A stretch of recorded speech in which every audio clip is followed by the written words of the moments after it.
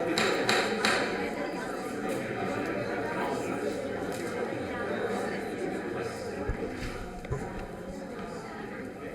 evening, everyone. Let me call to order this meeting of the West Palm Beach City Commission. The time is 5 p.m. and today is September 30th, 2024. If you all could find your seats and silence your phones. Thank you. All right, we will start this meeting off as we do all of our meetings with a moment of silence, please.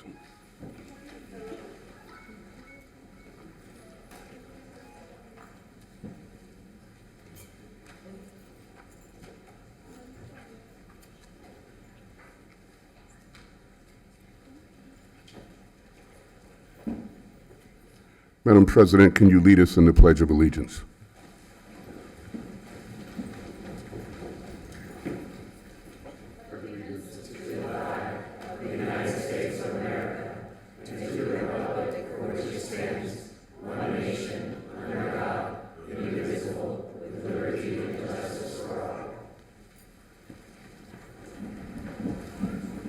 Thank you. I would like to remind everyone of the rules of civility and decorum which govern meetings of this body. Officials shall be recognized by the chair and shall not interrupt the speaker. Public comment shall be addressed to the City Commission as a whole and not to any individual on the dais or in the audience. Displays of anger, rudeness, ridicule, impatience, lack of respect, and personal attacks are strictly prohibited. Unauthorized remarks from the audience, stamping of feet, whistles, yells, and similar demonstrations should not be permitted. Please govern yourselves accordingly, as offenders may be removed from the meeting. Also, any person wishing to speak shall complete a comment card for each agenda item the person wishes to address, and that comment card shall include the person's full name, address, and the numbered agenda item. If it is not completely filled out, then the person will not be recognized. Thank you. Madam City Administrator, are there any additions, deletions, reorganization of the agenda? No, Mr. Mayor. Very good. Now I'm very proud to move to this portion of the agenda where we will be issuing proclamations and proclaiming September 15th through October 15th as National Hispanic Heritage Month. I and the commissioners have each designated a recipient of our hometown hero, and we will present those. The proclamations all basically provide the following, so we won't be reading the individual proclamations. But Hispanic and Latino Americans represent a wide range of nationalities and backgrounds coming from diverse locations, including Central America, South America, the Caribbean, and Spain. Like other Americans, they have overcome great obstacles to persevere and flourish in every sector of our society. The values expressed by labor leader and civil rights activist Cesar Chavez, service to others, nonviolence, acceptance of all people, respect for life and the environment, and celebrating community are also our nation's values. Hispanics and Latino Americans continue to enrich our nation's character, shape our common future, and affirm the narrative of American unity and progress. During National Hispanic Heritage Month, we celebrate Hispanic culture, honor the invaluable ways Hispanic and Latino Americans contribute to our common goals, and work toward a stronger, more inclusive, and more prosperous society for all. My administration and I are working to create a community of opportunity for all, whereby every resident, including those who are of Hispanic or Latino heritage, can achieve their dream in our city. We reaffirm the City of West Palm Beach's commitment to the values of dignity, inclusivity, and respect for all, regardless of ethnic or national origin, gender, race, religion, sexual orientation, or immigration status, And we stand united as a city where love and acceptance are stronger than hate and bigotry. The city of West Palm Beach is proud to honor the history and contributions of Hispanics and Latinos throughout our state, nation, and in our community. Now, therefore, I, Keith A. James, Mayor of the City of West Palm Beach, do hereby proclaim September 15, 2024 through October 15, 2024 as National Hispanic Heritage Month.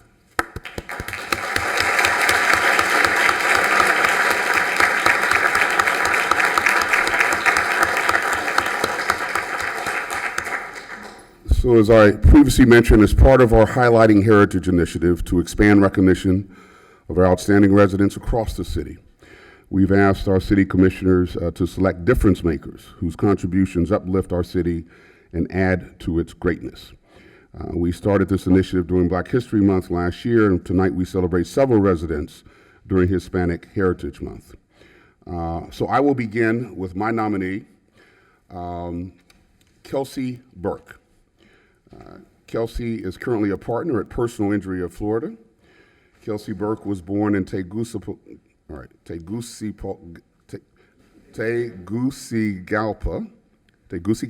Honduras. At the age of 10 years old, she and her siblings courageously crossed the U.S. and Mexican border to be reunited with their mother, who was then residing in Florida. Kelsey attended public school at Lake Worth Middle and Lake Worth High School, where she was enrolled in the Criminal Justice Magnet Program and was dual enrolled student taking night classes at Palm Beach State College. When Kelsey was in the 11th grade, she learned that she was undocumented and would not be able to continue to stay in college upon graduating from high school. However, Kelsey was fortunate to be surrounded by supportive teachers and counselors who encouraged her to apply for the Bright Future Scholarship, which she ultimately received. In 2007, Kelsey was granted temporary protective status, which allowed her to obtain a driver's license, work permit, and enroll in college. In 2010, Kelsey earned her Bachelor of Arts degree in Public Communications and a minor in Sociology from Florida Atlantic University as a Bright Future Scholarship recipient while working full-time. In 2012, Kelsey started law school at Florida Agricultural and Mechanical College of Law in Orlando, Florida. The same year, the Florida Board of Bar Examiners asked the Supreme Court of Florida for an advisory opinion as to whether dreamers and other similarly situated persons could practice law in Florida. In 2014, the Supreme Court of Florida, citing federal law, determined that dreamers and TPS holders could not practice law in Florida. Fortunately, Florida state legislatures passed a new law to override the federal ban, and Kelsey was admitted to practice law in September of 2015. As a law student, Kelsey served as law clerk to the Honorable Faye L. Allen and Research Institute in Constitutional Law. She was also a member of the International Environmental Moot Court team. During law school, Ms. Burke worked as a legal research intern for Latino Justice PRLDEF, which protects opportunities for all Latinos. So please join me in honoring and applauding Ms. Kelsey Burke.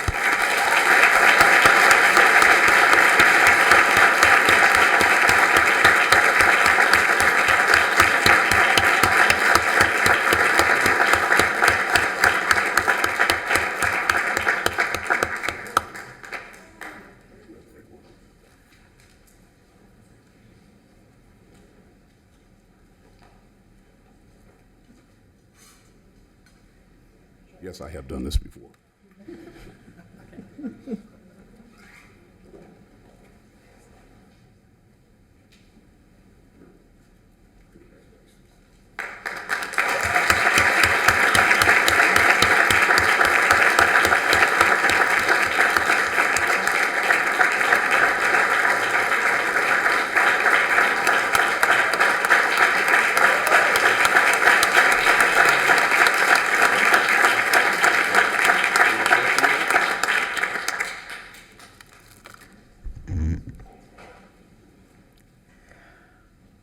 Good afternoon. Thank you, Mayor Keith James and the City of West Palm Beach for this honor.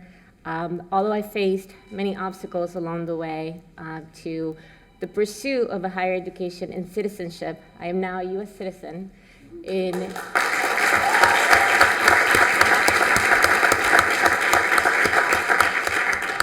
in the only country that I know to be my home. I am grateful for all the opportunities that this country provides, as well as the many generous people that I've met along the way that helped me to be here. And now I am able to give back to my community as an attorney, doing pro bono work and assisting in different levels that my career allows me to do that, as well as raising my daughter here with my husband. And I thank my loved ones for being here and supporting me in sharing this proclamation with me. Thank you.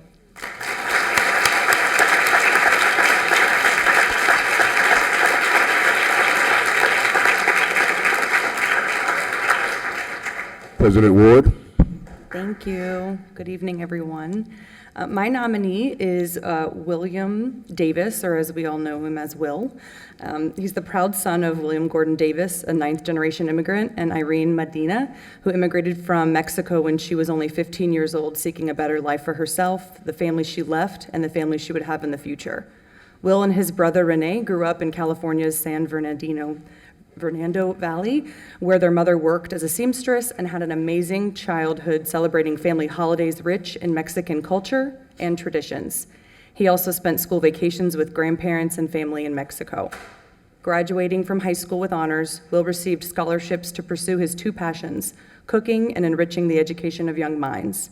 He received an associate's degree in early childhood education from the University of San Diego and an associate's in culinary arts from the College of Foods of San Diego. After graduation, Will moved to Florida, where he worked as a chef, server, teacher, and audiologist assistant.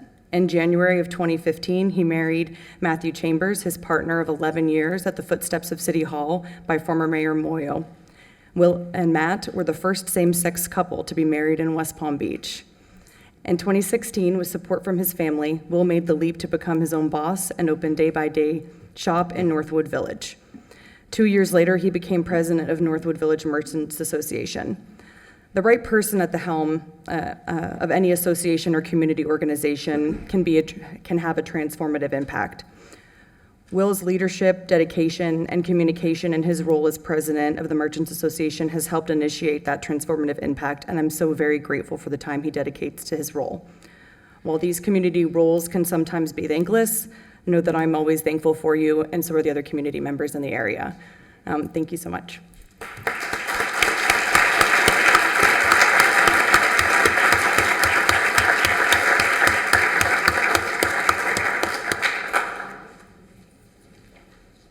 Practice always the best dressed. Thank you.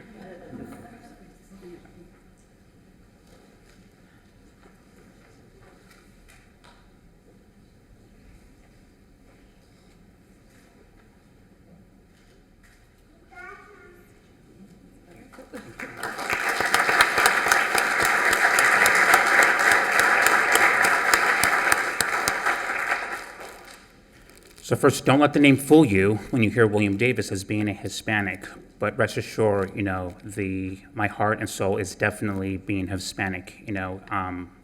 As mentioned, my heritage runs through my mother, who, I am very proud of, who was able to raise my brother and I to give us a better future. And she always instilled us through saying, "El poder es el querer," which means pretty much your want is your power. So as long as you set your mind to it, you will conquer whatever dreams are in your horizon. So I encourage anyone to, whether you get discouraged or despaired, make sure your beacon is ahead of you and it's always lit of whatever that power you may want.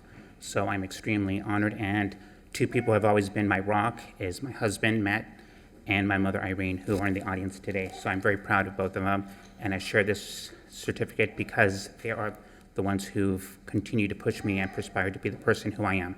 I thank the city, I thank Commissioner Ward for giving me this honor. Gracias.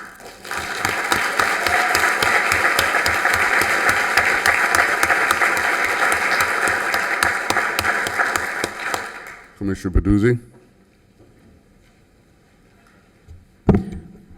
Thank you, Mayor. Pastor Christian Ramos was born in Puerto Rico. I actually excluded the city he was born because I didn't want to have the same problem that Mayor James had. So he can tell you the city he was born when he gets up here. But he was born in Puerto Rico and is the worship and teaching pastor at Family Church in downtown West Palm Beach. Christian carries a legacy of faith, following in the footsteps of generations of ministers who have committed their lives to sharing the gospel and serving others. At just 15 years old, his journey brought him to West Palm Beach, where he embraced his calling, attending Berean Christian and earning a bachelor's degree from Palm Beach Atlantic University, a master's in music from the University of Miami, and a master's of divinity from Liberty University. For the past 20 years, Christian has faithfully served the people of West Palm Beach, playing a pivotal role in Family Church's leadership, contributing to its expansion into a network of 16 neighborhood churches and several schools across 3 counties, serving diverse communities in 3 languages. Through his leadership, he has been instrumental in identifying, recruiting, training, and deploying worship leaders, artists, musicians to serve across Family Church's network. Christian is known for using his gifts to inspire transformation through biblical teaching, strengthening of families, and fostering deep community relationships. His heart for ministry goes beyond the walls of the church, impacting countless lives through love, compassion, and a relentless commitment to seeing others come to know God. Together with his wife, Giz Marie, Christian is raising their 4 children, Christian, Layla, Sienna, and Lucas, to live out the same values of faith, family, and service. Their commitment to West Palm Beach community is a testimony to their dedication to making a lasting difference for the glory of God. Christian is here today with his family and is joined by Family Church lead pastor, Dr. Jimmy Scroggins, Family Church member Alan Gast, and other members of his church family. It is my honor and privilege to recognize Pastor Christian Ramos this evening for his dedication, commitment, and service to our residents.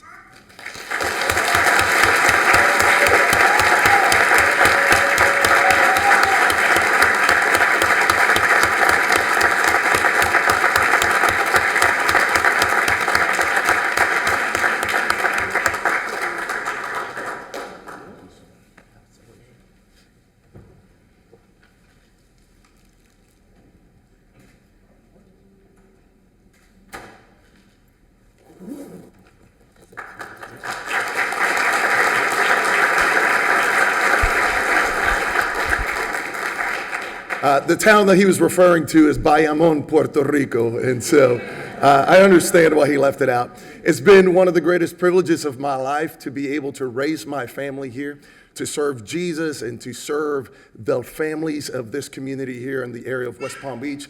I strongly believe that if we can help families discover and pursue God's design for their lives, we're going to see stronger marriages that last, which will then give us stronger families and ultimately give us stronger young men and women who will care for their neighbors, stand up for what is right, and love God. I think that could be a great benefit to any city, but especially here to West Palm Beach. I think it will make a huge difference in our county, I think in our state, and even in our whole nation. And so I look forward to the next 20 plus years of service right here in West Palm Beach. I love this city. Been able to raise my family here. I've been able to spend this time, all these years, with my parents, my brother, my sister, my whole family. We're all here. It is a great privilege. And I know as I look forward, I know that if we continue to teach the Bible, if we continue to build families, and if we continue to love our neighbors in West Palm Beach, we'll continue to make a difference. So thank you so very much. Thank you, Commissioner, and thank you to all of you. Appreciate it.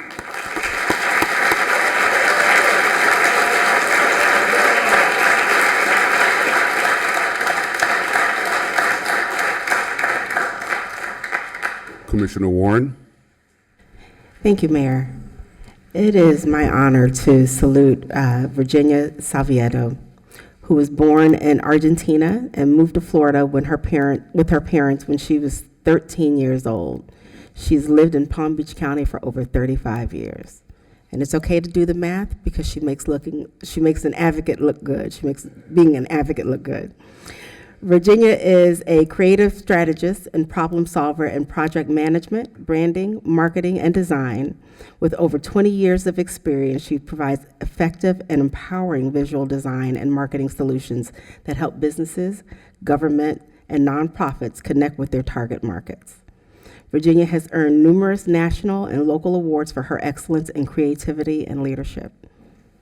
She has served the residents of Palm Beach County through the Board of County Commissioners for over 20 years, building strong relationships across a wide range of departments, divisions, and agencies.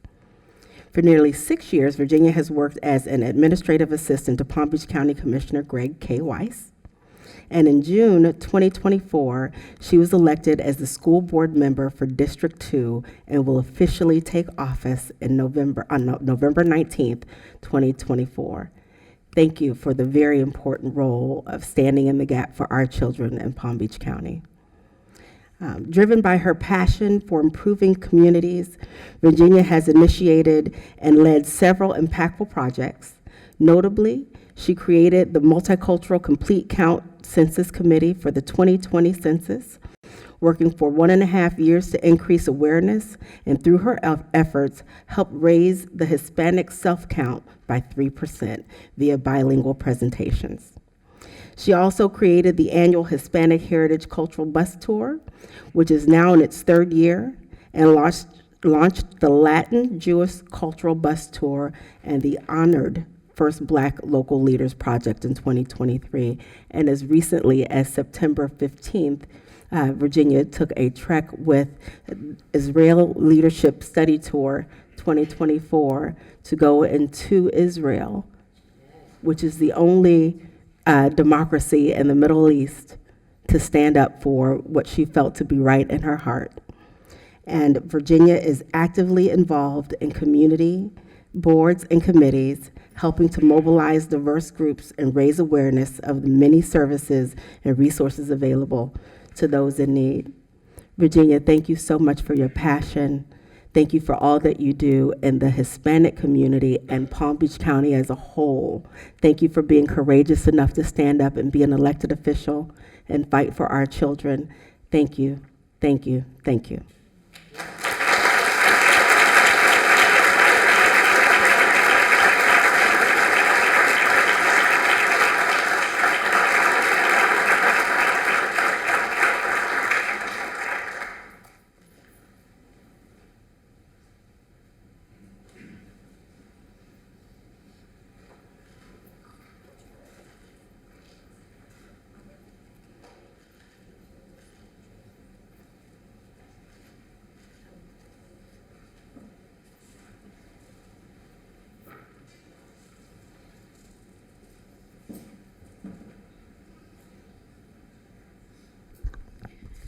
So I wrote something down because I wanted to contain my emotions. Let's see how I do.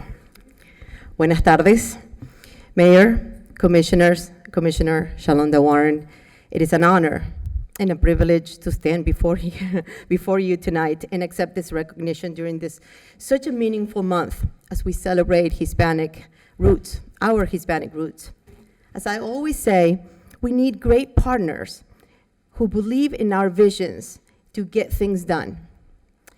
I want to begin by thanking my parents, for their incredible sacrifices as immigrants. We settled here in the city of West Palm Beach in the late 80s, and through their hard work and how they laid their foundation, because of everything that I have accomplished is because of them. I want to thank my boss across the street, Palm Beach County Commissioner Greg Weiss, for believing in me and giving me the space to make an impact. Greg, muchísimas gracias. I couldn't have done it without him.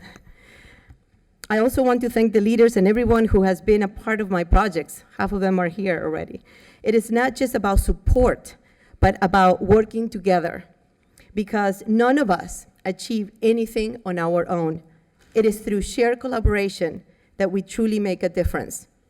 As I prepare to take office as a new school board member in November, as Commissioner Shalonda mentioned, I am eager to expand my efforts with the city to better serve our constituents. By working together, we can empower parents, students, and teachers to create a stronger, and more unified community.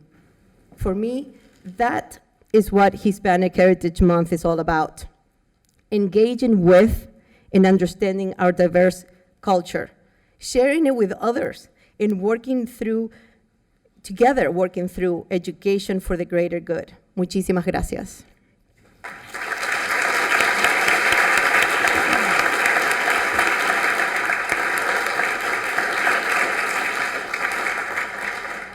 Commissioner Fox.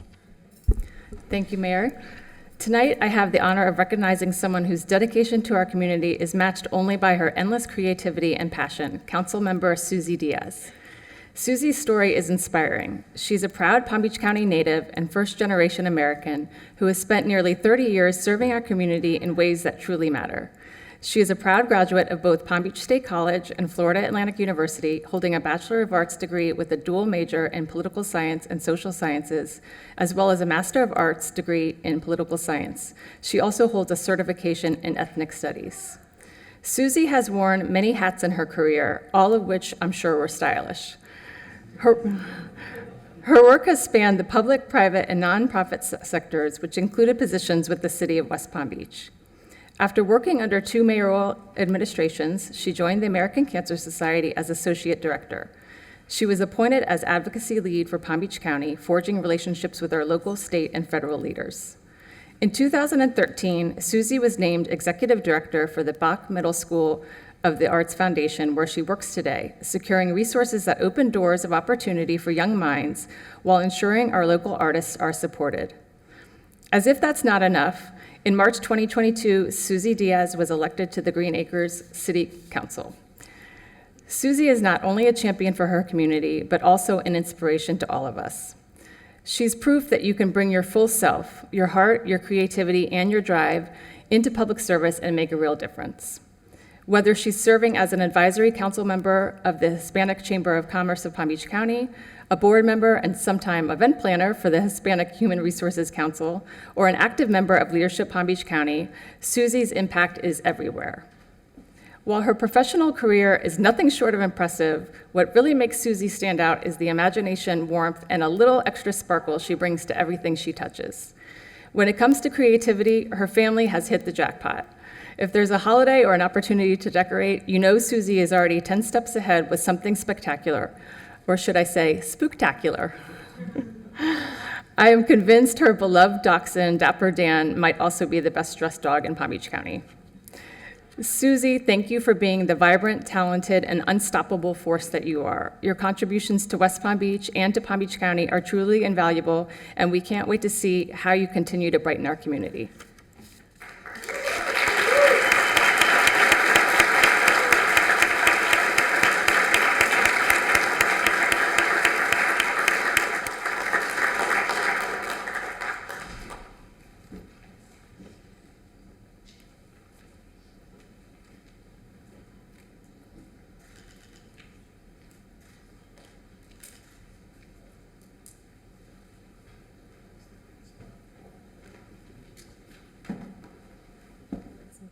Sorry. Mayor James, Commissioner Fox, and fellow City of West Palm Beach commissioners, muchísimas gracias. As a first-generation born American right here in West Palm Beach at Good Samaritan Hospital, and the daughter of Cuban immigrants, I am humbled, and it gives me great honor to accept this proclamation on behalf of our Palm Beach County Hispanic and Latinx community. If you look out in the audience, you will see just a microcosm of our diversity, yet no doubt there are similarities in our stories. Our Hispanic community continues to be the fastest growing demographic in South Florida. We are a part of every corner of this community and can be found from boardrooms to galleries, from classrooms to daises. As we celebrate Hispanic Heritage Month, many of us reflect not just on our heritage, but on the resiliency and the perseverance of our ancestors and our community. We understand que en la unión está la fuerza. In unity, there is strength. We are grateful for those that have embraced us and welcomed us, past and present, as we continue to weave our fabric into the beautiful tapestry that is West Palm Beach and Palm Beach County. Thank you so much for this honor, and I am proud to share it with my community.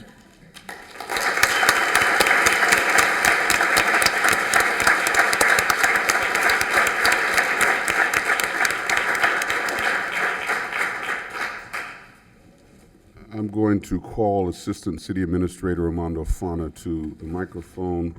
He will be reading a statement from Commissioner Christina Lambert. Armando is the city's Hispanic my personal Hispanic liaison to. Thank you, Mayor, Commissioners, guests. It's an honor for me to be able to read out the statement from Commissioner Lambert. Good evening. It is my honor to stand before you tonight as we celebrate Hispanic Heritage Month and recognize the remarkable contributions of individuals who have made an extraordinary impact on our community. Tonight, we honor someone whose journey, perseverance, and heart for service inspires us all, Mirtha Chaparro. Mirtha was born in Cuba, and at the age of 19, she, along with her family, bravely fled the hardships of the communist regime in Cuba. Their 3-day journey across the sea to freedom is a testament to their resilience and unwavering determination. After being rescued by the U.S. Coast Guard and spending nearly 9 months as a political refugee, Mirtha began her life in the United States with the same strength and resolve that carried her across the ocean.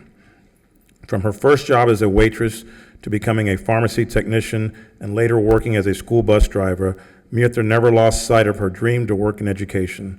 In 2021, that dream became a reality when she became a teacher in our community, bringing her passion, her education, and her deep connection to her Hispanic heritage into her classroom. Mirtha has dedicated herself to helping not just Hispanic students, but all students who seek to learn and grow, making her an invaluable part of Forest Hill High School. Go Falcons.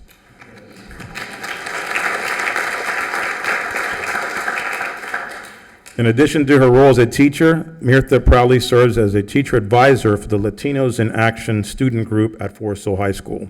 Latinos in Action is a nonprofit organization that empowers Latino youth, reduces dropout rates, and increases college and career readiness. Through this program, Mirtha helps guide and prepare students for bright futures, ensuring that they have the tools they need to achieve success in college and beyond college. Her work in this role exemplifies her commitment to empowering the next generation of leaders. Her commitment to guiding students, many of whom share similar stories of immigration and hope, is truly inspiring. Mirtha's passion for education extends beyond the classroom. She finds joy in seeing her students walk across the stage at graduation, knowing that she has played a part in shaping their futures. Mirtha's story is one of courage, perseverance, and giving back. She is a shining example of what it means to live the American dream, to overcome adversity, and to use your life to serve others. Mirtha, we are all grateful for the profound impact you've made on our students, our community, and on all of us. Congratulations on this well-deserved recognition, and thank you for being an inspiration to so many.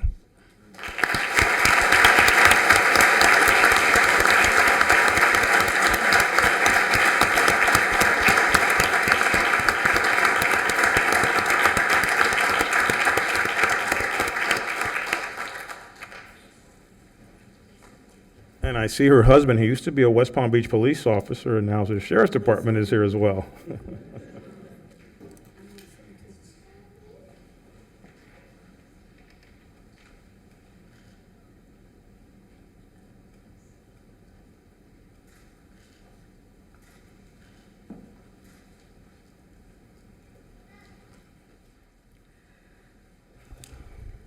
Buenas tardes. I want to say thank you first to God. When I left Cuba, I was only 19 years old. When I left Cuba, my hands was empty, but I have a lot of dreams. Dreams that came true. I want to say thank you to God because I have the opportunity to have my only child. My only son, I'm so grateful for him because he is a great child who serves the community. He's a cadet at Palm Beach Sheriff's Office. He was an explorer at West Palm Beach PD. He was ending as a battalion commander at Forest Hill High School, and he served at the church. But I always say that I not have only one child. I have a bunch because I have a lot of child, girls and boys there waiting for me. And I will continue support all my students, especially my Latinos, because Latinos always in action. I also thankful for my husband, who he is born in here, but he's raised from Puerto Rico. Come on, Puerto Rico. Who's always support me and all my craziness. Always. Thank you, baby. And I want to say thank you to my son to be the great guy and the great young man he became. I want to say thank you to Latin Quarter to give me the opportunity to work with them. And I want to say thank you to Mr. Lloyd, one of my assistant principals, that he always support me and everything. Thank you, sir. I want to say thank you to Ms. Corcoran, that she's one of my guidance council, Latina, Puerto Rico. Thank you. So, thank you to everyone, and don't be surprised if you guys see more Mrs. Chaparro here or my student, because we're gonna be continue to support and give more to our community. Thank you, guys.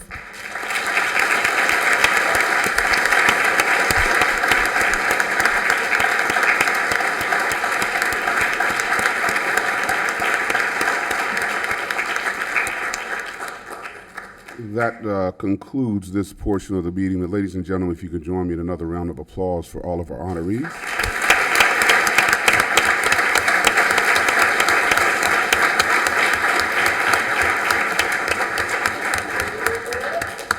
Now, I know as much as you all want to stay for the rest of the meeting, you probably have to go. So we're going to allow a few minutes for everyone to, who wants to leave, to leave.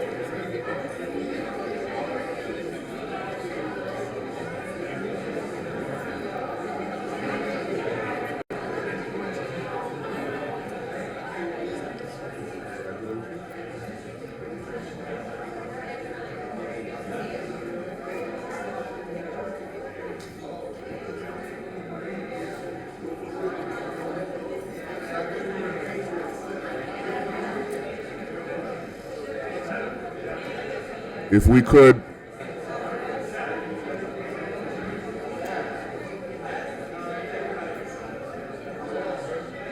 have you leave as expeditiously as possible.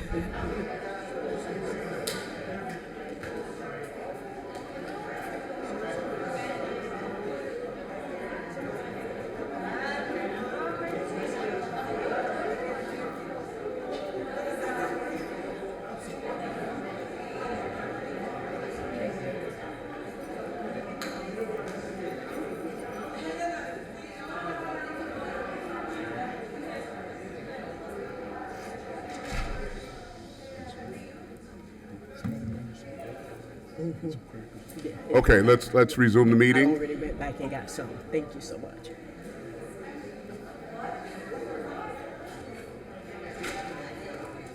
We'll now turn to the consent calendar, items 7.1 through 7.8.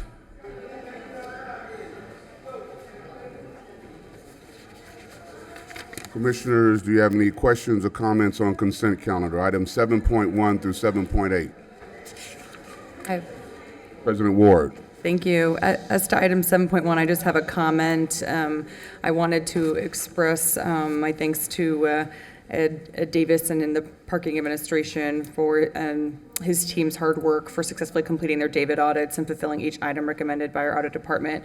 I know, from my understanding in the audit meeting, it was a lot of work and a lot of back and forth, but there was a whole bunch of green items at our last meeting, which was great. And so thank you to staff for working so diligently to complete it and get it done on time. That's it. Thank you. Any other comments on consent? Hearing none, I will entertain a motion. Mayor, I move approval of all items on consent. It's been moved. Is there a second? Second. Been moved and seconded. Discussion. Hearing none. All those in favor of the motion say aye. Aye. All those opposed, like sign. Hearing no opposition, motion carries unanimously. Thank you. We'll now turn to item 8.1, resolution number 201-24, relating to the ratification of successor collective bargaining agreements between the City of West Palm Beach and the West Palm Beach Association of Firefighters, IAFF Local 727, certificate numbers 235 and 1619 for the period of October 1st, 2024 to September 30th, 2027. Ms. Johnson? Yes, thank you, Mayor, members of the commission, audience, members of the public. For the record, Faye Johnson, City Administrator for the City of West Palm Beach. Mayor, as you articulated before the board for its consideration is resolution number 201-24, which, if approved, would ratify the successor agreement related to the International Association of Firefighters Local 727. So I want to just kind of put this in perspective. Our current 3-year CBA, as we refer to it commonly, expires actually today, September 30th of 2024. Therefore, we are requesting the board's consideration related to a new 3-year IAFF collective bargaining agreement. We are requesting the board's ratification of the new CBA. So I want to first start out by recognizing and thanking the 2 negotiation teams. On the city side, we have a complement of staff that includes our Chief Human Resource Officer as well as the Assistant Chief, our City Attorney, Kimberly Rothenberg, our Fire Chief, Diana Maddie, whom is on the West Coast helping out with hurricane recovery. Also, Assistant Fire Chief Brent Bloomfield, Assistant City Administrator Mr. Jose Luis Rodriguez, and myself as the City Administrator.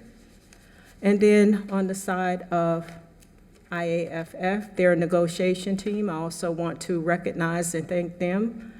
It includes Battalion Chief Stephen Lamb, who serves as the President of the Local 727, Captain Devin Pierce, who serves as the Vice President, and then Lieutenant Ryan Stacy, who serves as the Secretary. Negotiation is a two-way street in terms of getting the matter across the finish line. So with that, when we just kind of look at the 2 collective bargaining groups that IAFF represents, the first group includes the firefighters, driver, engineers, lieutenants, and captains. And then the second group is comprised of the battalion chiefs. We began negotiations back in February of this year. We reached a tentative agreement in August of this year. We gave an update to the board on the status of that collective bargaining agreement at your August 26, 2024 work session.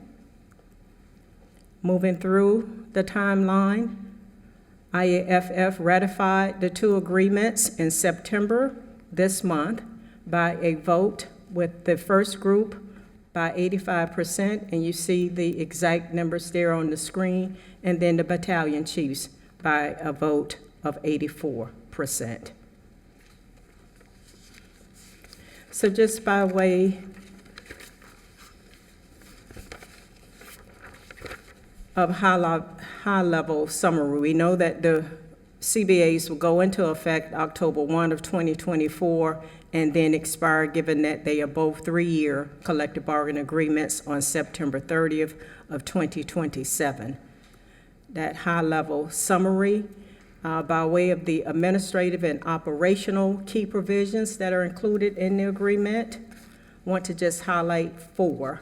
One is related to substance abuse, and this one is a clarification on the collecting and testing procedures and deadlines for challenging test results related to substance abuse. The second one on union business is also a clarification provision that spells out how union pool leave requests are to be handled.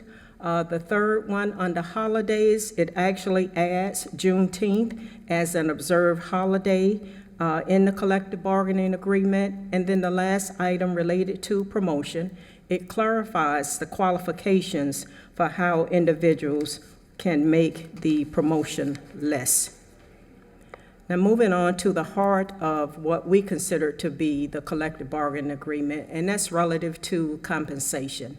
Again, it's a 3-year CBA. The first fiscal year starts FY25, October 1st, which is tomorrow. So when we look at firefighters, it includes a market adjustment of 10.5% plus the 5% step pay that is given on the anniversary date of each firefighter. So that would translate into fiscal year 25 pay increase of 15.5%. Moving on to the next group of driver engineers, a 10.2% market adjustment, again with the annual 5% step pay of 15.2%. Lieutenants and captains, a 5% market adjustment plus the 5% step pay, 10%. And then moving on to the last group of battalion chiefs, again, a 5% market adjustment plus the 5% step pay, translating into a 10% compensation for fiscal year 25. I want to note that our step pay, if this were to be approved, raises the firefighter step 1 pay from the current $57.12 to $62,998, just shy of $63,000. So we always look to see how we fare in the Palm Beach County market. When you look at what the compensation does for the various groups, our firefighters will move from 10th place to 5th place in the market. Driver engineers from 8th place currently to 3rd place in the market. Operations lieutenants from 3rd place to 2nd place in the market. Our operations captains, there would be no change. They're currently in 5th place. They will remain there. Our battalion chiefs would move from 5th place in the market to 4th place in the market. And then we look at the 2nd and 3rd fiscal year of the 3-year collective bargaining agreement. Each of those years are consistent in that it would be a 3% COLA plus the 5% annual step pay, translating into an 8% compensation for the last 2 years of the CBA. I also want to footnote that the COLAs would be the first COLAs given since fiscal year FY 2009. We also have some other key provisions that were negotiated in this contract that enhances the benefits that we are providing to members of IAFF. The first of which is on the retirement benefit. Come October 1st of 2026, not 2025, the retirement multiplier changes from 3% to 3.2%, which increases the city's pension contribution. We also negotiated a number of additional new incentives that are going to be provided. So for paramedics, they will receive an incentive between $1,500 per year and $2,500. EMS supervisor assignment would receive an incentive of 7% of their annual salary. We also added a benefit related to education reimbursement for courses that are needed for eligibility for promotion requirements. Moving on to some of the other negotiated benefits. We have certain incentives that were already in place, but we negotiated enhancements to a number of those. As it relates to inspector certification pay, the cap on that was raised from $64.94, $65 to $75. The dive rescue incentive pay per period, that cap was raised from the $64.94 to $96. We also raised the advanced life support assignment incentive from the current 5% of annual salary to 7% of annual salary. And as it relates to the non-shift 40-hour work week incentive, that was raised from the current 5% of annual salary to 7%. The number of incentives that firefighters right now are eligible to have is 3. We raised that cap to 4, so that gives them an additional benefit. In wrapping up, the FY25 estimated cost of the deal is $3.2 million, which is included in the budget that the board recently adopted on second reading. The FY25, FY27, or the 3-year estimated cost is $6.7 million.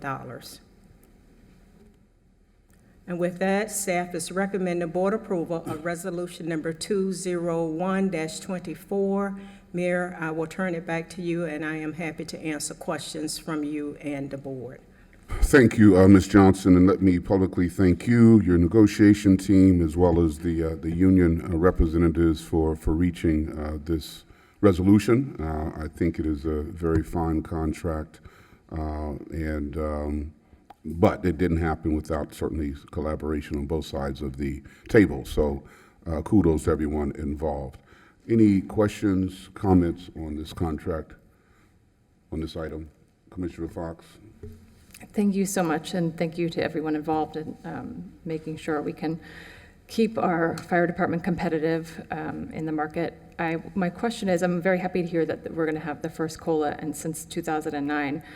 I'm curious, there are years I think that I've been here that we've given a 5% COLA, the other years 3%. I just wanted to ask about these, for the next couple of years, would that COLA change should we decide to give a higher COLA to the rest of the city employees in those years? Thank you. We don't have a provision in the contract whereby we would go back to the table, and nor would I recommend that we go back. We negotiated a 3% COLA for the second and third year of the agreement, and it would be my strong recommendation that that's what we hold to. Once you open up a contract on any one provision, you open up the entire contract, and I will tell you that there is no appetite from your city administrator to do a second year of negotiations on a contract. All right, any other questions, comments? We do have a card. Brian Lamb.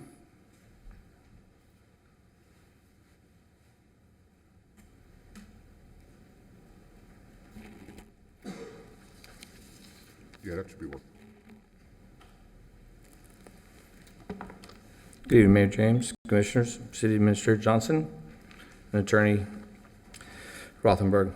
Good evening. My name is Brian Lamb. I'm tonight's representative for the West Palm Beach Association of Firefighters. Come before you to thank you, Ms. Johnson, for all of your help, Ms. Rothenberg, Ms. Govig, and Sylvia Gregory also, for all the time and effort to create our new collective bargaining agreement. We, the Local 727, recently ratified, as was shared by Ms. Johnson, our CBA, and we just ask that you would do the same this evening, and thank you again, everyone, for all of your time and effort to get here. Thank you.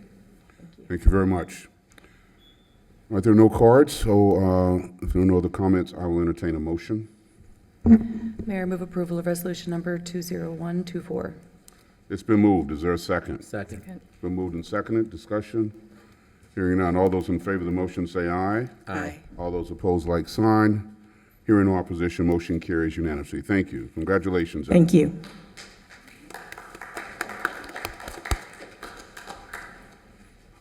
Item 9.1, public hearing and second reading of ordinance number 5105-24, amending the Code of Ordinances at Chapter 94, Article 13, sign regulations, to designate wayfinding signage or kiosk as an unregulated sign. Good afternoon, Mayor, Commissioners. Armando Fana, Assistant City Administrator. This is second reading, and there has been no changes since the first reading. Very good, thank you.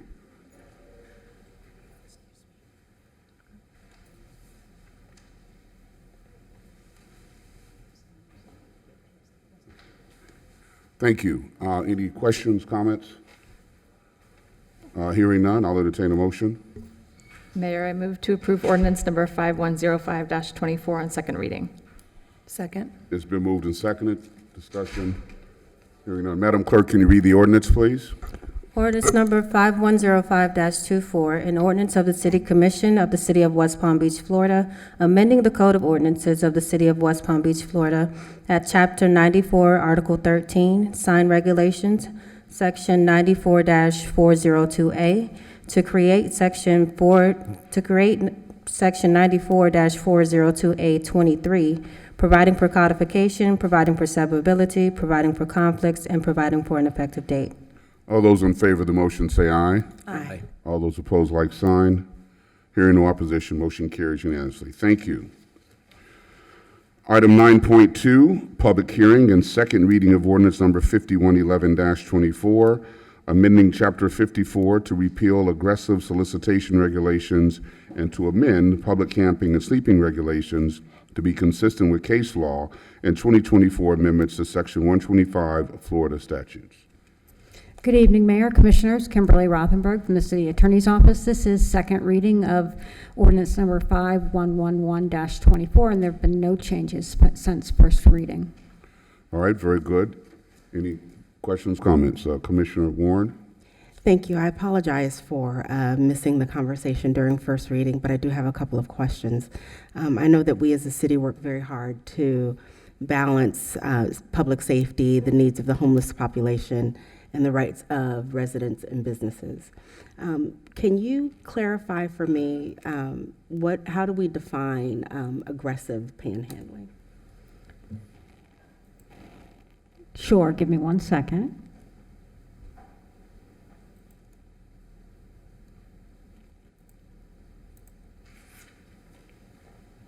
Actually, a couple more than 1 second. Our code currently defines aggressive panhandling, and it outlines at least 5 different categories. So I'm going to pull that regulation up currently, and I can give you some more specifics.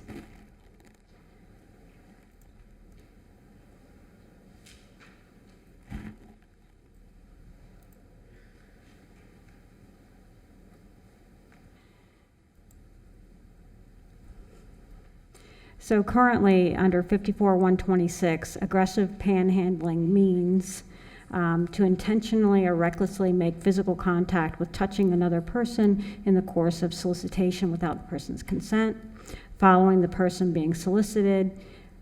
There's another category that has a lengthy definition: continuing to solicit within 5 feet from the person being solicited after the person has made a negative response, if continuing is made, and it goes on.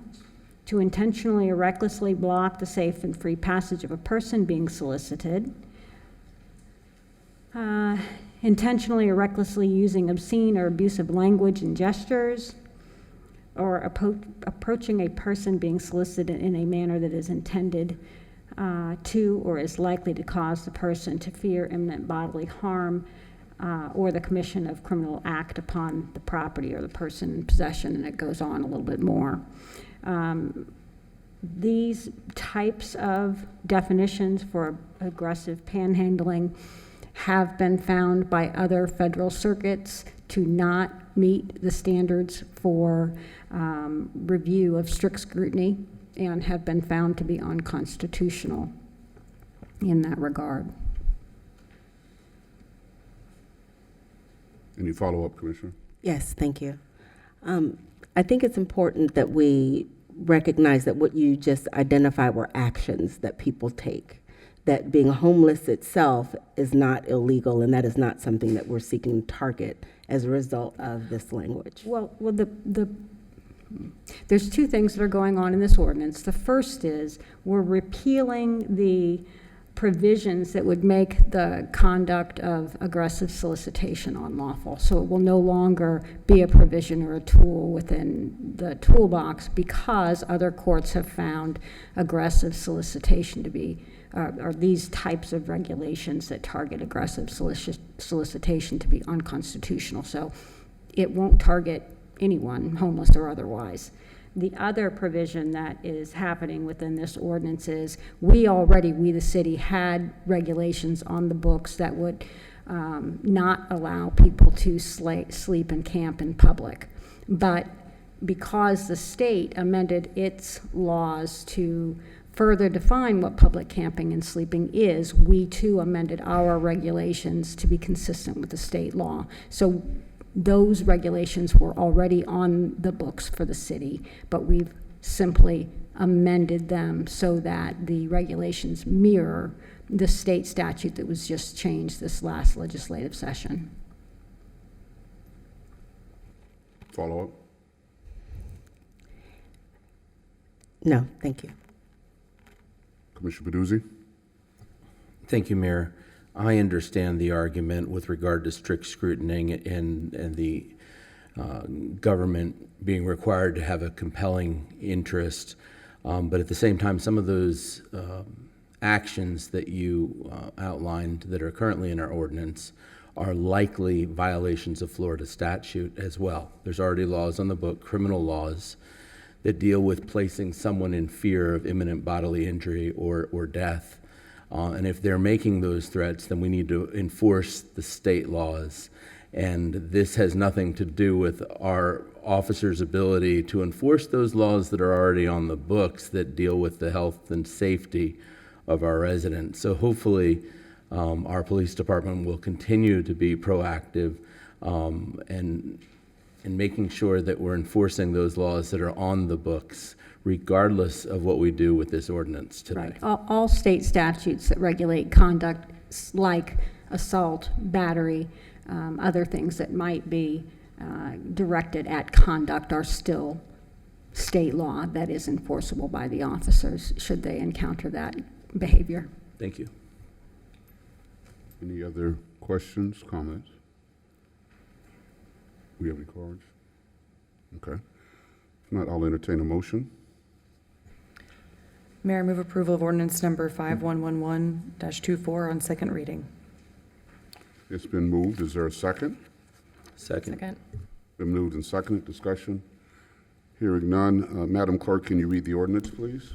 Ordinance number 5111-24, an ordinance of the City Commission of the City of West Palm Beach, Florida, amending Chapter 54, offenses to repeal Article 4, offenses against public peace, Division 2, aggressive solicitation, and to amend Division 3, prohibited conduct, Sections 54-146 through 54-147 of the Code of Ordinances of the City of West Palm Beach, Florida, providing a codification clause, providing a conflicts and severability clause, providing an effective date, and for other purposes. Thank you. All those in favor of the motion say aye. Aye. All those opposed, like sign. Hearing no opposition, motion carries unanimously. Thank you. Item 9.3, public hearing and first reading of ordinance number 5110-24 regarding a text amendment at Chapter 94, Zoning and Land Development Regulations of the Code of Ordinances, Article 7, Special Districts, Section 94-209, Mixed Use Districts, to increase the maximum allowable height encroachment for mechanical rooms and equipment in the Curry Mixed Use District, CMUD. The above request is being made by Brian Seymour and John P. Roach of Gunster on behalf of North Flagler Drive Development, LLC. Thank you. Mr. Seymour. Good evening, Mr. Mayor, members of the Commission. Brian Seymour, Gunster, on behalf of the applicant. I'm going to try to go through this pretty quickly. This is a proposed amendment to allow vertical height encroachments for mechanical rooms, such as elevator overruns, and the screening of mechanical equipment on the roofs of buildings only within the Curry Mixed Use District.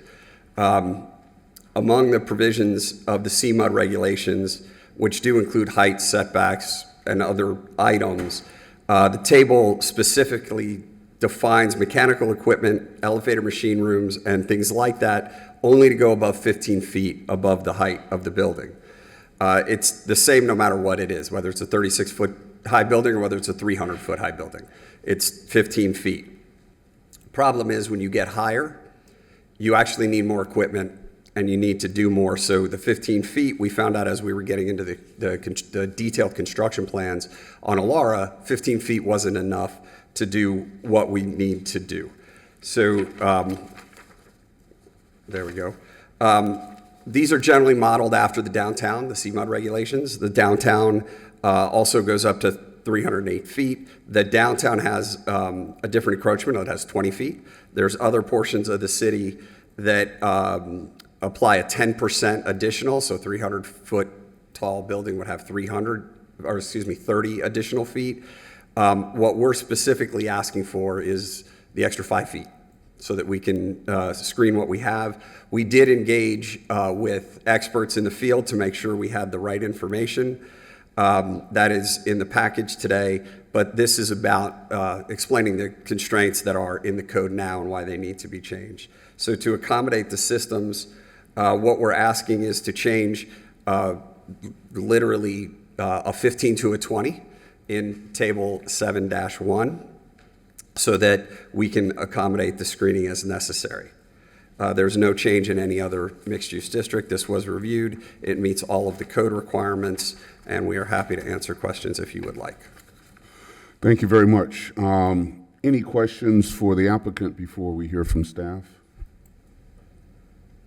Okay, stand by, Mr. Seymour.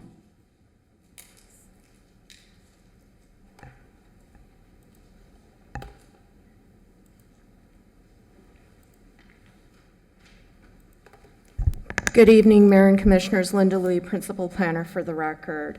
So as the applicant has mentioned, that this is a text amendment to the zoning and land development regulations to increase the vertical height encroachment for mechanical rooms and equipment within the Curry Mixed Use District from 15 feet to 20 feet. That is a difference of 5 feet. The applicant has provided a detailed summary, so I'm just going to jump straight to staff's recommendation. So the proposed text amendment has been found to be consistent with the amendment standards of Section 9432 of the Zoning and Land Development Regulations, and therefore staff is recommending approval of the proposed text amendment. That concludes staff's presentation. Any questions for staff? Okay, we do have one card. Charles Mills.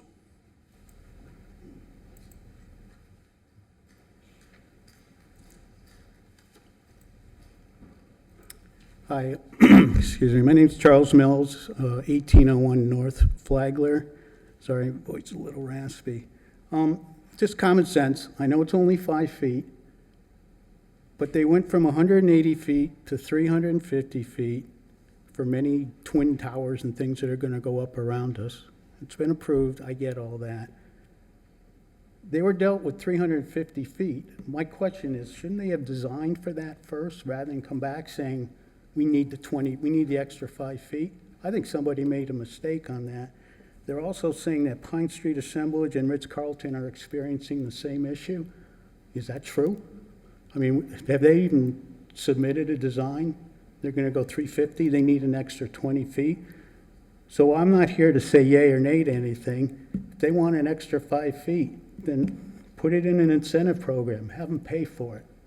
I think they made a mistake when they were building it and designing it, and now they need an extra 20 feet or an extra 5 feet on that. It's just observation, that's it. So.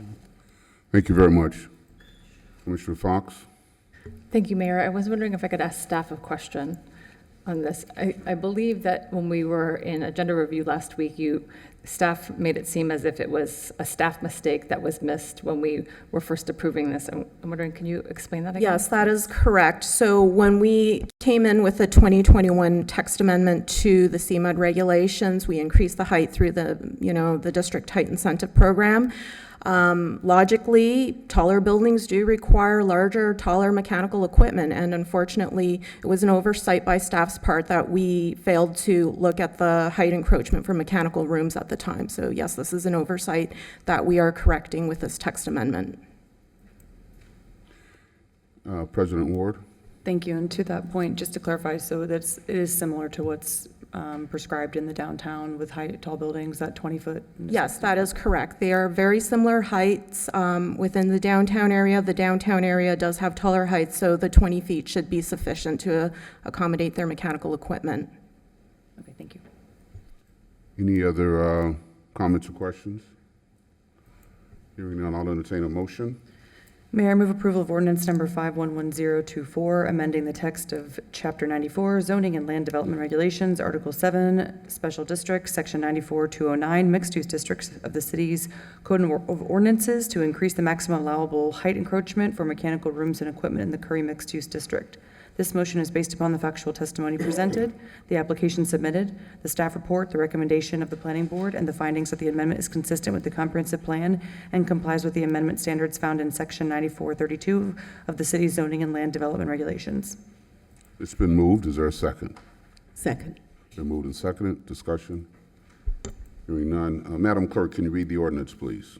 Ordinance number 5110-24, an ordinance of the City Commission of the City of West Palm Beach, Florida, amending the Code of Ordinances of the City of West Palm Beach, Florida, at Chapter 94, Zoning and Land Development Regulations, Article 7, Special Districts, Section 94-209, Mixed-Use District, to increase the maximum allowable height encroachment for mechanical rooms and equipment in the Curry Mixed-Use District, declaring this amendment to be consistent with the comprehensive plan of the city, providing a conflicts clause, a codification clause, and a severability clause, providing an effective date and for other purposes.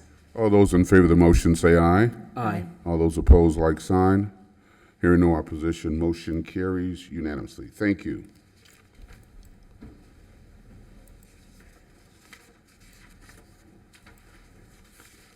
Now moving on to the quasi-judicial portion of the meeting. Commissioners, I will need you to make your disclosures, please. We'll start with you, President Ward. As to matters 10.1, 10.3, and 10.4, I have not had ex parte communications. I have not received written communications. I have not conducted an investigation. I have not made a site visit. I have not received expert opinions. As to item 10.2, I have had ex parte communications with representatives of the applicant. I have not received written communications, have not conducted an investigation, have not made a site visit, and have not received expert opinions. I request that these disclosures and all written communications be made part of the record. Thank you. Commissioner Warren. Thank you, Mayor. As to items 10.1, 10.3, and 10.4, I have not had ex parte communications, not received written communications, not conducted an investigation, not made a site visit, not received expert opinions. As to matter 10.2, I have had ex parte communications with the representative of the requester, and I have not received written communications, not conducted an investigation, not made a site visit, not received expert opinions. I request that these disclosures and all written communications be made part of the record. Thank you. Commissioner Fox.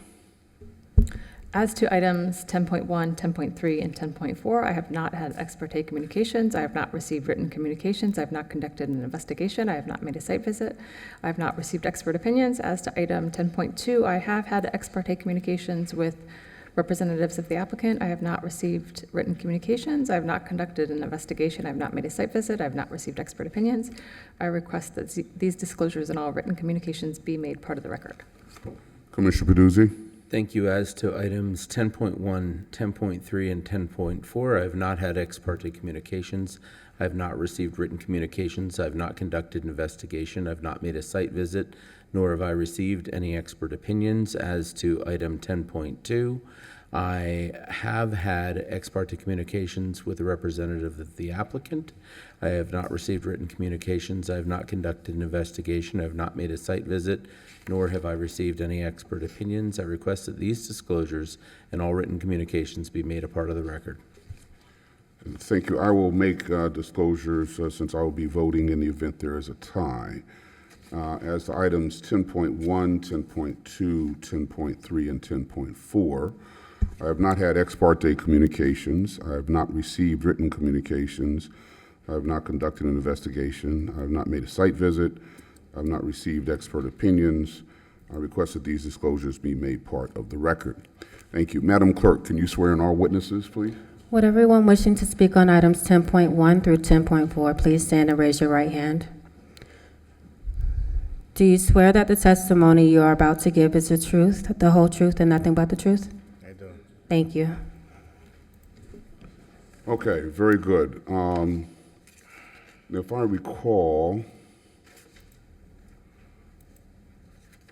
is it items 10.2 and 10.3 that you have a single presentation on? Or is it items? It's 3 and 4. Okay, very good, okay. So we'll now turn to item 10.1. Public hearing of resolution number 166-24 regarding the approval of a minor subdivision to create the 575 South Rosemary Apartments plat consisting of one development tract of approximately 1.8 acres located at 575 South Rosemary Avenue. This request was submitted by Roger Ramdeen of Schutz & Bowen on behalf of City Place Retail, LLC. Mr. Ramdeen? Good evening, Mayor and members of the City Commission. For the record, Roger Ramdeen with the Office of Schutz & Bowen here on behalf of the applicant.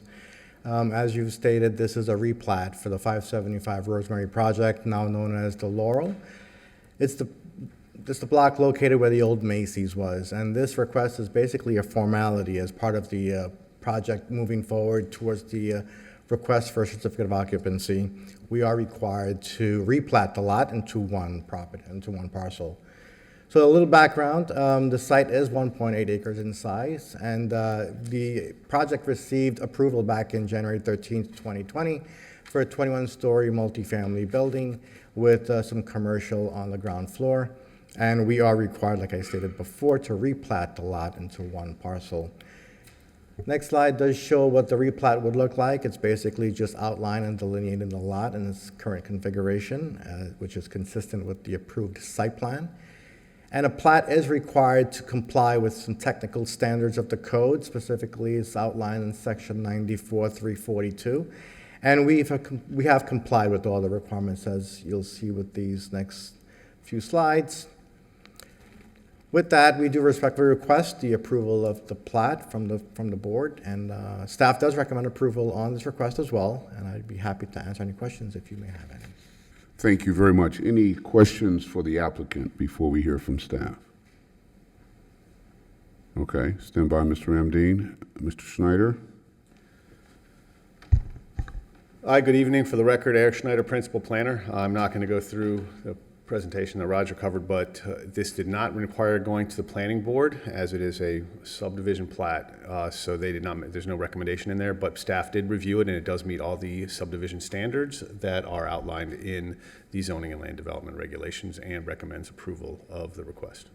Very good. Thank you. Any questions for staff? All right, any other questions generally? All right, hearing none, I will entertain a motion.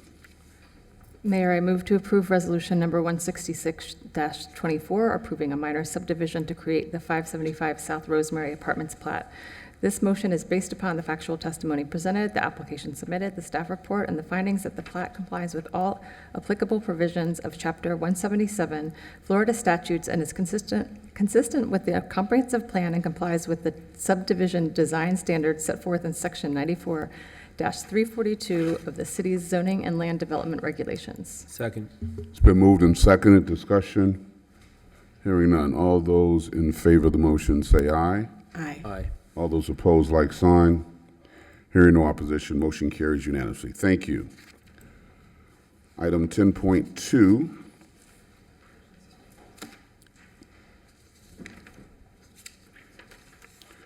Public hearing of resolution number 198-24, a request by John Roach of Gunster on behalf of WPB Pine Acquisition for the abandonment of a 15-foot wide alley, 7,534 square feet, east of North Dixie Highway and 125 feet south of Pine Street. Mr. Seymour.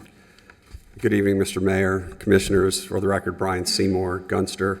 Mr. Roach is out of town, so he asked me to try to cover for him. I will do my best.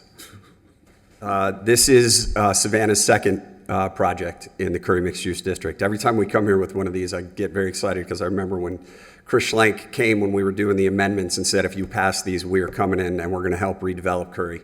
And that's exactly what they've been doing.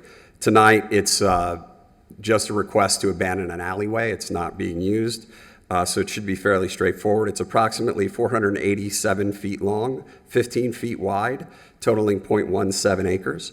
It's on the south side of the properties that West Palm Beach Pine owns.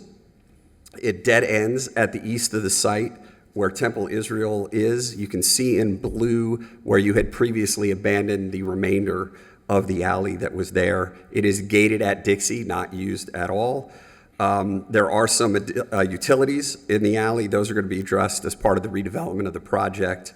On August the 20th, the planning board approved unanimously the redevelopment of the site with 367 multifamily units and approximately 7,477 square feet of ground floor commercial, and an additional about 2,800 square feet of resident-only co-working space.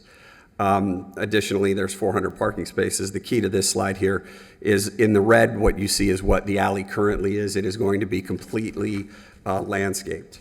This is what we're going to look like. So this is the approved project. The last stage here is just abandoning the alley. So you can see from a couple of different directions. This is Dixie, where you actually see the podium and the columns. That's actually on Dixie Highway. In accordance with the city's policies and procedures, there was an appraisal conducted. The appraised value for this little sliver came out to $1.3 million, and they're going to pay it if you approve the abandonment. This does comply with all of the regulations for abandonments of right-of-way. It will go to the Savannah property because that's where it was taken from in the plat in the 1920s. And then we'll be able to move forward with this project. I'm happy to answer any questions. Thank you, Mr. Seymour. Mr. Roach will be very proud of you. Any questions? Okay, President Ward. Thanks. And I know that some of this may be repetitive because we did meet on this and I asked some of these questions, but just because we received a sheet from Flagler Point resident, I would just want to ask for the record. Have you guys met with Flagler Point? Have you tried to meet with Flagler Point? And are you guys working on your construction management plan at this point? Yes. So we had a community meeting. 4 people showed up. I think 3 were residents of Flagler Point. Subsequent to that, we did reach out. I know that Ms. Mead has Victor Scala's phone number, and they've spoken. We're way too early to get into the construction management plan because we don't have construction documents yet, but certainly that will occur. Mr. Scala, as I understand it, has told Ms. Mead before they go in with the building permitting, she will get a copy, that they'll be in touch with her so that Flagler Point knows what's happening during the course of construction. Okay, and as far as the 15 feet, it's going to be used for landscape buffering, and I know this is probably outside of your wheelhouse, but the challenges when it comes to having operations along that side, one of the comments is that there's going to be noise, the backup generator is there. I would assume the landscaping actually helps buffer that noise, and I don't know if that was the plan, but are you able to talk on that at all? I am. I've been doing this a very long time. I knew it. You'll be surprised that I get the same questions every time. So 2 things about that. Yes, landscaping is actually the best buffer from sound, better than a wall. I spent enough time with engineers. The wall actually captures it and jumps over the wall. Landscaping actually absorbs more of the sound. However, that's not really going to be an issue. Everything's internal. So this was all raised at the planning board. The planning board looked at it. We talked about these issues. So there won't be an issue with noise. Awesome. And, follow-up, Mayor. Yes. I know we've talked about this before, but obviously with construction and buildings next to it, there is certain monitoring that goes into place in the event that there's issues. Actually, this is probably a city question more than you, but that you guys will have construction monitoring in the event that, something were to happen with their neighbors. 100%. Thank you. Any other questions for the applicant? Commissioner Fox. Thank you so much. Along those lines, you and I talked about this last week, about the issues of losing power, other things that come up with construction. I'm very sensitive to it because I am the neighbor of actually the project that we were just talking about in Rosemary Square. And, for about 2 years, I was a neighbor to constant construction, and I never lost my power once. They were very accommodating to the neighbors, and I know the neighbors that are here tonight, that are concerned because they've already gone through this with other projects. And so can you talk a little bit about the things that you and I talked about last week about just how you might go about mitigating issues with the construction for the neighbors going forward? Sure. So the utility lines all will get identified. They get staked. They get sprayed on the ground. We know where the lines go. The contractors are required to follow. I will not tell you unequivocally that it can never happen. It did happen. It immediately gets fixed. FPL has a rapid response team that deals with these sorts of things because during construction things can happen, but every effort is taken. We don't want to lose power either because it affects our ability to do what we're doing on the site. So it really is just a function of everybody knowing where everything is and carefully moving. And then when it comes to the electricity specifically, FPL is involved in making sure all that's taken care of well. Any other questions of the applicant before we hear from staff? Okay, staff? Stand by, Mr. Seymour.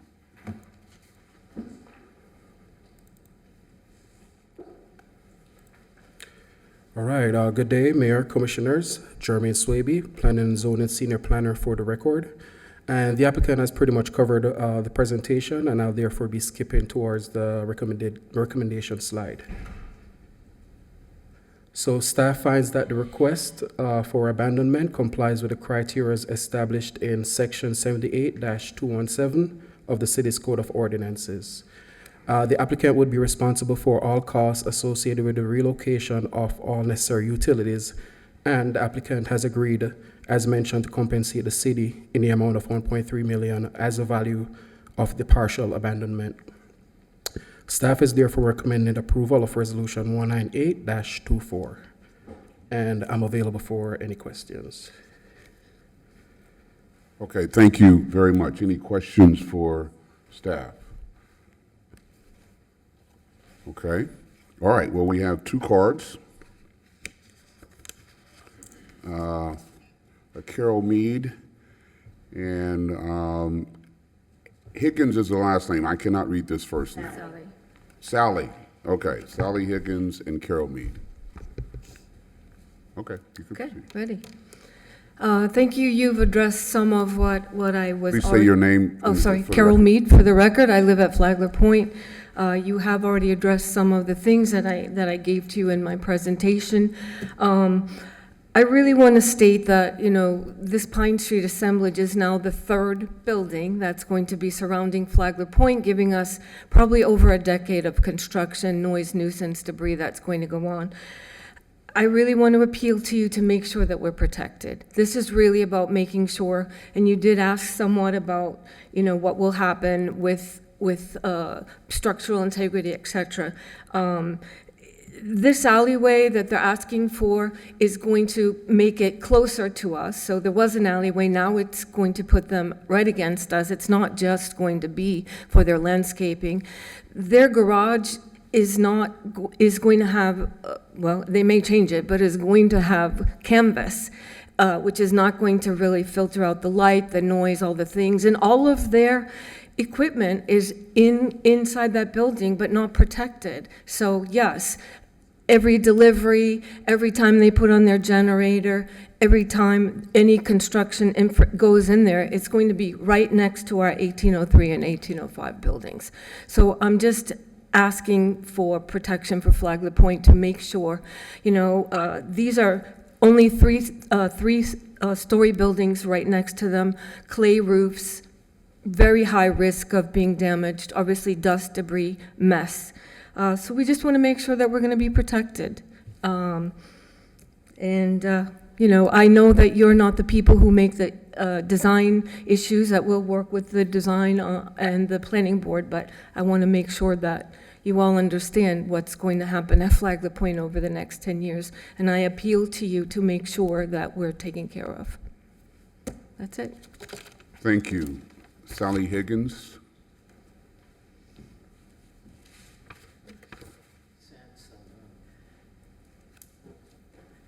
Hello, everyone. I'm Sally Higgins. I also live at Flagler Point. A lot of the things I was going to speak about, the questions have been answered, but looking through everything, it's always that all of these variances, height, design, whatever, are all approved. I just think that's very interesting that there aren't more questions from the public about this. As far as the construction, I would ask each of you to continue driving along Flagler Drive, along Dixie, when this starts. We've got Dixie and Pine, we've got Pine and Flagler for Alara, we've got Curry Park. The Alara dock is only half done.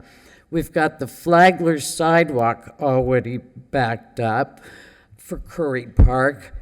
What's going to happen with the traffic? And that's why I'm asking every one of you to drive in that area, you know, once every 2 months. What's going to happen to traffic? And I would like that for consideration, that it's going to be a nightmare. All of you, I'm sure, have been driving downtown, the El Cid area. We have construction everywhere, and everybody's used to the pine cones. I mean, the orange cones and the temporary barriers. So please consider these things when all of this is going on at one time. Thank you. Thank you very much. Any other questions, comments? Hearing none, I'll entertain a motion. Mayor, move approval of resolution number 198-24. It's been moved. Is there a second? Second. It's been moved and seconded. Discussion. Hearing none. All those in favor of the motion say aye. Aye. All those opposed, like sign. Hearing no opposition, motion carries unanimously. Thank you. Now, items 10.3 and 10.4, you're going to have a single presentation, so I'm going to read them both into the record. Item 10.3, public hearing of resolution number 199-24, a request by Brian Shegas of iPlan and Design on behalf of Essex Court Holdings LLC for a Class A special use permit to construct a 205-foot-long residential dock at 5210 Essex Court. And item 10.4, public hearing of resolution number 200-24, a request by Brian Shegas of iPlan and Design on behalf of Essex Court Holdings LLC for a Class A special use permit to construct a 205-foot-long residential dock at 5300 Essex Court. Mr. Shegas. Mr. Mayor, Commissioners, thank you very much. Very pleased to be here for both these requests. I'm here on behalf of my client, Essex State Court. your name for the record, please. Brian Chekas, Principal Planner, iPlan and Design, 823 North Olive Avenue. I'm here on behalf of my client, Essex Court Holdings, LLC. They own both the properties. It's the same request, and it's virtually the same application, and they're side by side. So I can present these, and I can talk about the minor differences between the two. Full team of professionals that have brought this application to you. And the specific request is a waiver from ZLDR Code Section 94313A3I to allow for additional 105 feet of residential dock for 5210 Essex Court and for 5300 Essex Court. Both of these properties front Flagler, but they're accessed from Essex Court, Essex Lane, South Olive Avenue. This is a photograph of those properties, how you come in from the west, and it feeds in from Essex Court. There won't be residential access drives from Flagler. Everything will be happening off of Essex. A little bit of history. There are no zoning entitlements associated with these two properties. They were both built out in the mid-50s, very modest, single-family, ranch-style, single-story homes. This photograph shows both of those homes, how they were constructed back in the day, way up at the west end of the property, close to their access point, which was Essex Court. These are both under redevelopment currently with new single-family residences. And as the picture shows, the property to the south, 5300 Essex Lane, has an old dock that was approved decades ago. There are no building records for it, but it's approximately 151 feet long. And we're just putting it in the record that there is a residential dock that currently exists there.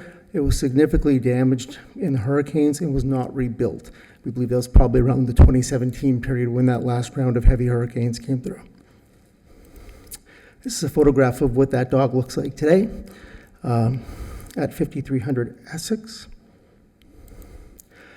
Our justifications for these both docks, the common one is the bathymetric conditions in this area of the intercoastal, very shallow. For the first 100 feet out, the water ranges between a half a foot and a foot and a half at mean low water.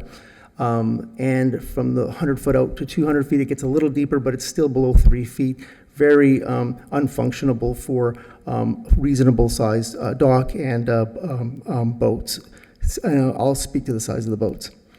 In terms of 5210 Essex Court, the northern property, there is a small patch of seagrass. It's about 115, 120 feet off the seawall, and it would be in the location of where a maximum length dock would be positioned, and with all of the accoutrements, ladders, and boat lifts.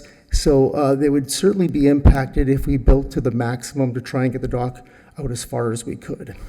In terms of the 5300 Essex Court property, again, historically, there has been a dock that was constructed. It was obviously built beyond the 100-foot max, so there was some reasoning behind having to go beyond the 100 feet. What I'm showing in this exhibit is at the 100-foot level, the dock that's rendered in black, on the northern dock at 5210 Essex would be impacting a small patch of seagrass at the location where the larger boat lift is.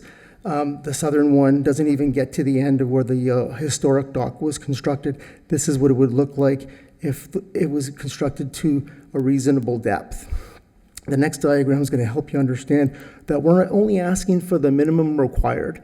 We're taking the docks out to 205 feet. The lifts will be in the deeper water, but the docks will still be in shallower water. So we're not asking for any more than what the minimum would be required to have these docks operate and function with reasonable operation of just standard sized boats. Explained the 5210 reasoning. The last part of it, to help support the seagrasses, we would also use graded dock material to help sunlight penetrate through, to help with the seagrass that's there today, and hopefully in the future propagate, expansion of growth of that small patch that's there today. Not the main thrust of our application, but it has to be recognized. The other dock, again, doesn't even get to, it has to go beyond the point of where that 151 is because of the bathymetric conditions, and obviously they had to build it out years ago because of those conditions in order to reasonably operate lifts and the dock for boating. What you're looking at is the boats that exist along the southern portion of the intercoastal today from Southern Boulevard to the C51 Canal. Our dock extension isn't going to get us any bigger boats. What you're seeing is pretty much standard of what we'd be asking for as well. We just want to achieve the same. And in doing that, asking for this help to get over these shallow conditions, we would be citing the same size boat. So extra length doesn't necessarily mean a larger boat than what you would see out there today. Our application specifically called out 24-foot maximum on the small lift and 35-foot maximum on the large lift. We were very happy to have it determined that our application met all the standard code compliance for general use standards, specific use standards for future uses, surrounding uses, public benefit, traffic, and more importantly, we're in compliance with all, except for 19 of the 20 additional dock standards. So we're meeting everything, but we just need a little bit of extra length and help to get beyond the shallow part of the application. In our research, we've seen that in the southern end of the city, docks have been approved between 191 feet down to 125 feet. So there are areas that are shallow and they needed that extra length to be able to effectively site and operate a reasonable sized boat. We had reached out to our neighbors. We had gotten 7 letters of support from them along the intercoastal and in the surrounding community. So we were very happy about that. We believe that no precedences are being set by these applications because it really is contextual to what our conditions are with the location of seagrasses, with the depth of the bathymetric topography. And as you saw in that contour depth exhibit, we're at the minimum that we need to be able to get a lift of reasonable size out there to support a boat.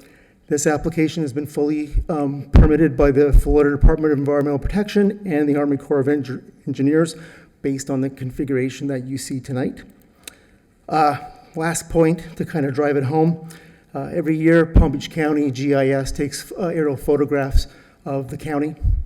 And every year, the intercoastal is a bright, beautiful blue. In 2009, when they flew it, they must have flew it at low tide, and it actually tells the tale of what's happening for our site, our 2 sites, and some of our neighbors who don't have docks. In fact, along the intercoastal from the Southern Boulevard to the C-51, there's no other spot on the intercoastal that has 7 properties in a row without a dock. Every other property has a dock, or every other one. There might be 1, maybe 2 in between that don't have docks, but this is a large patch, and there's a reason for that. It's very expensive to build docks. It's very expensive to build long docks. So this patch, even when other docks around us have been destroyed, they haven't been rebuilt. It's cost prohibitive, and it's a lot of work. So this image on the left shows, just like on Bingham Island, with all that brown around the islands, that's shallow, kayaking type depth. We have the same condition on the west side of Intercoastal. Little yellow line will appear on your screen. That's kind of that cutoff point. It envelops the old historic 151-foot dock that you see on the exhibit here. So with that, our patch, there are no docks. The one that is north of us was destroyed probably in 2017 as well. It was never rebuilt. With that, we're here to seek your recommendation or your approval of Resos 199-24 and 224. Having staff's recommendation of approval, the planning board's recommendation of approval unanimously on August 20th, and with some of our support letters from our neighbors. I have 7 in actuality. We're looking for your assistance to help us get docks built here. With that, I'll answer any questions you might have. Thank you for that presentation. You have 7 neighbors, you have 6 letters of support. 7 letters of support, I just hadn't updated it. So you have 7 letters of support, okay. How many neighbors do you have? You mean global? Adjacent to the property? Oh, along the intercoastal, there's 5 to the north of us that have the same condition. They don't have docks, and we have 1 to the south of us that doesn't have a dock. Okay. Thank you. Any questions for the applicant before we call staff up? Okay, staff, what say you?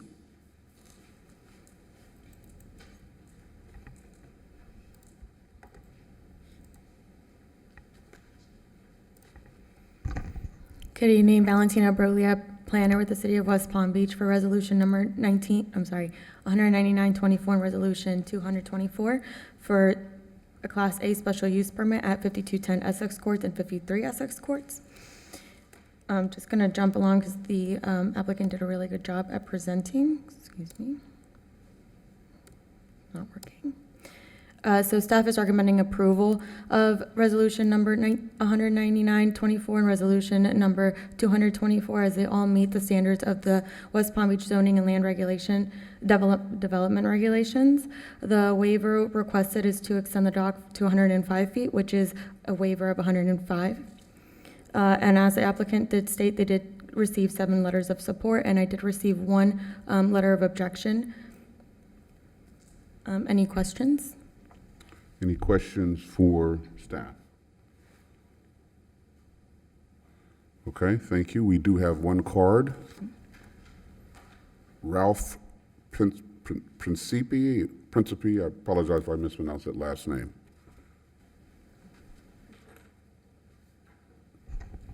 Hello, my name is Ralph Principe. I live at 5450 Essex Court, which is 2 houses away from the project that the gentleman just spoke about. I'm in favor of the docks. I don't believe there has been any dock in the city of West Palm Beach that went for this variance and has not been approved, and I don't believe this one should be disapproved. I think this is a testament to what West Palm Beach is becoming. The development that's going on my block is spectacular, and I think the dock is just a complement to it, and I think it's adding value to our city. That's all I have. Thank you. Thank you very much. Any other questions or comments? Hearing none, I will entertain a motion. Mayor, move approval of resolution number 199-24 based on the findings that the petition meets the required standards in section 9436E3 through 4 and therefore complies with section 94313A3 and 4 and section 94-273A2 of the City of West Palm Beach zoning and land development regulations. It's been moved. Is there a second? Second. Been moved and seconded. Discussion? Hearing none. All those in favor of the motion say aye. Aye. All those opposed, like sign. Hearing no opposition, motion carries unanimously. President Ward.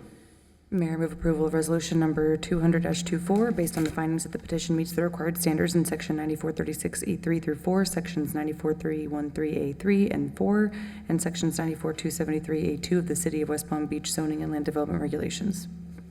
It's been moved. Is there a second? Second. Been moved and seconded. Discussion? Hearing none. All those in favor of the motion say aye. Aye. All those opposed, like sign. Hearing no opposition, motion carries unanimously. Thank you. Okay, we will now turn to comments from the public. I do have a card. Elaine Felipe.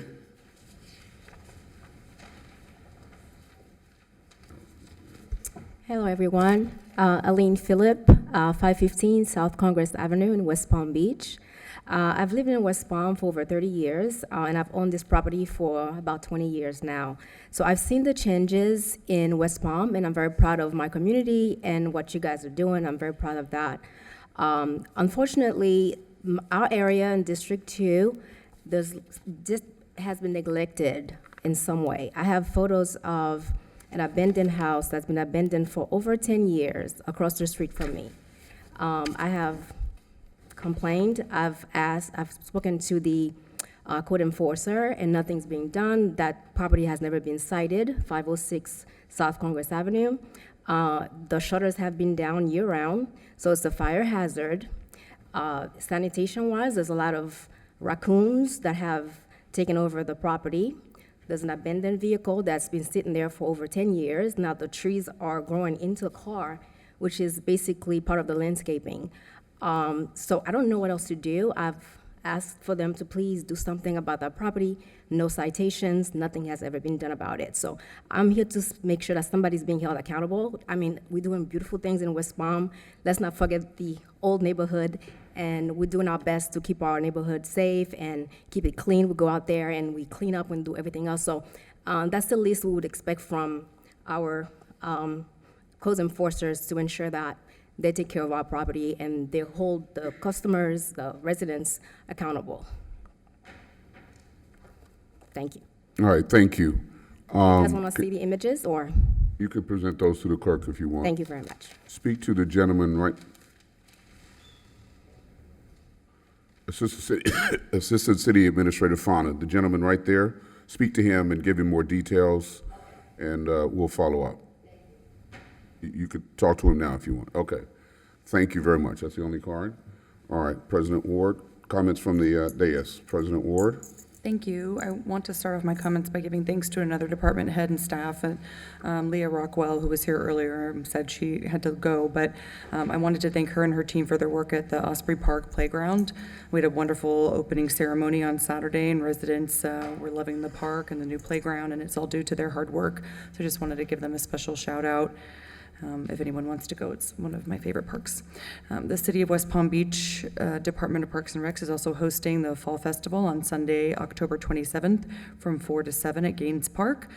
Children will be able to trunk or treat in a safe environment, which has become quite a tradition. In the past, over 700 families have attended this event at the Gaines Park Community Center. It's a lot of fun, and tons of people come out. I think they're still looking for sponsors as well if you want to stand with us and give out candy. Part 2 of the 2-part series workshop focused on street design ideas for US 1 North Dixie Highway is scheduled for Thursday, October 17th from 6 to 7:30. During the community meeting, staff will be sharing more information on the study background, what was heard from community members during Part 1 workshop, and a new design concept ideas. The next Police Chiefs North End meeting is scheduled for Wednesday, October 9th at Gaines Park, 6:30. The North End Police meetings are held every second Wednesday of the month. And finally, on Saturday, November 9th, 2024, it's a Fashion Affair 2024, an elegant and stylish showcase, Nisha's Fashions. All proceeds benefit the Sickle Cell Scholarship Fundraiser. There's Eventbrite tickets at $45 admission, and it is at the Palm Beach Gardens Marriott in Palm Beach Gardens. You can contact Nisha Fashions at Gmail for further information. Thank you. Are you a model? No. Okay. That's all I'd ask. Commissioner Peduzzi. Thank you, Mayor. Once again, I'd like to congratulate all of our honorees from this evening. I think it was a tremendous way for us to show the impact that these individuals have in our community. So congratulations to them. And a very happy birthday to you, Mayor, yesterday. Oh, thank you. And I won't ask you to share with us how old you were. I think you did that to me. But happy birthday. Well, thank you, sir. Is it? Okay, very good. Commissioner Warren?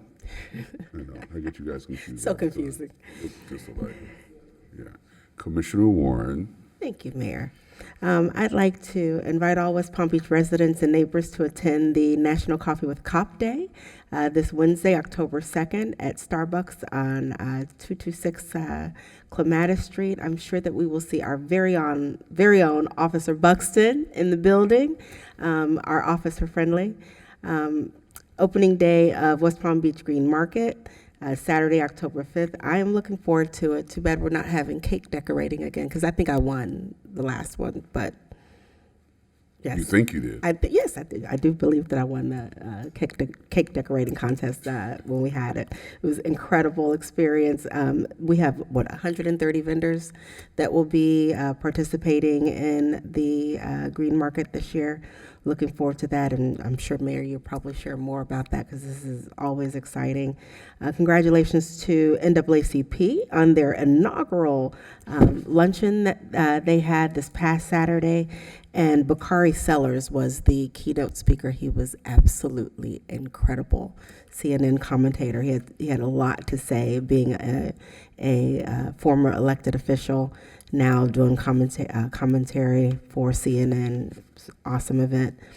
Do save the date for Friday, December the 6th for ICY, Inner City Youth Golf Community Giants, which is a organization that brings together the youth for a better community through golf, and the benefit being education. So looking forward to that.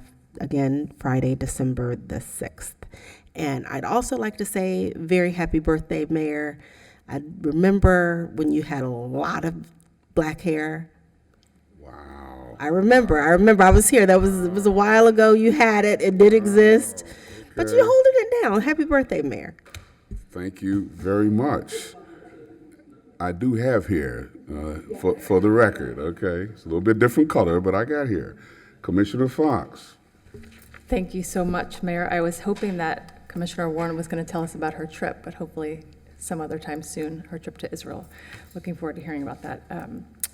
I am also looking forward to Coffee with the Cop and the Green Market. I definitely was the loser last year. I think I just ate all the icing and my cake only had cake on it, so hopefully we have something else this year. I wanted to let everyone know that on Thursday, October 10th, FDOT will be holding a public meeting at the Norton Museum to discuss proposed improvements to South Dixie Highway. They include repaving, restriping, new crosswalks, and pedestrian upgrades. I know it's something that the community has been asking for, so it's a good time to let your voice be heard, but the construction won't be starting until spring of 2026. But again, that meeting is October 10th at 6 p.m. at the Norton. I also wanted to say happy birthday to you, Mayor. I hope it is the start of the best year ever, and a happy and healthy new year to all those celebrating Rosh Hashanah later in this week. Palm Beach County schools will be closed on Thursday. That's all I have. Thanks. Thank you.